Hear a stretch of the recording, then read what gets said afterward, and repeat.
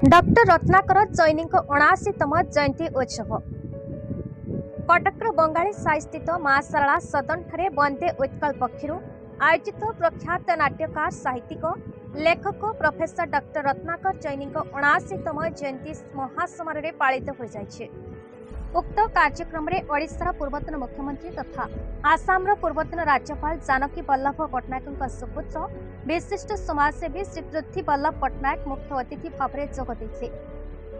उक्त उत्सव में सभापतित्व करते आईनजीवी श्रीजुक्त देवस्नान दास, सम्मानित अतिथि भाव जोगदे प्रोफेसर सत्यकाम मिश्र, गोविंद चंद्र भूया और पुत्र सत्यकाम चैनी प्रमुख उपस्थित हुई कार्यक्रम को व्यापक भाव में आगे नहीं गवेषक समालोचक और प्राध्यापक डॉक्टर प्रकाश कुमार परिड़ा प्रमुख उपस्थित हुई कार्यक्रम को सफल करते। तत्सहित सर्वशेष धन्यवाद अर्पण करते आईनजीवी राजीव षडंगी।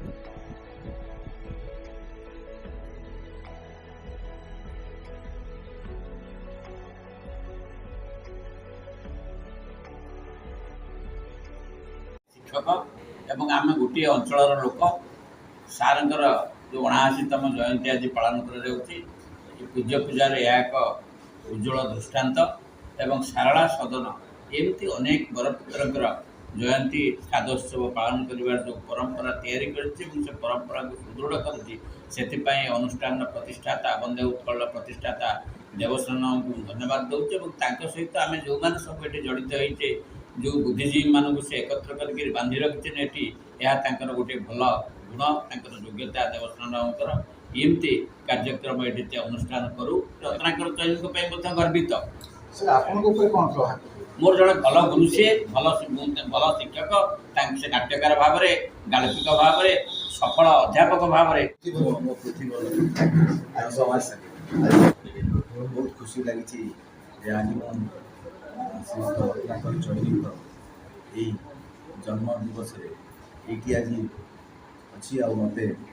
देवस्नान बाबू गोविंद बाबू ये डाकी धन्यवाद दूसरी जड़े ये व्यक्तित्व प्रतिभा अच्छी जड़े लेखक उपन्यासिक जड़े गाल्पिक ये व्यक्ति विषय जाना बहुत ये आसी बहुत जिनस जानवाक मिलता विषय केमी व्यक्तित्व था केमी लोक जड़े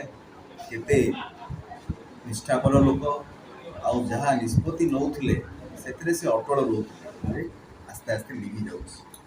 कटकरू दामोदर बेउरांका रिपोर्ट भारत न्यूज।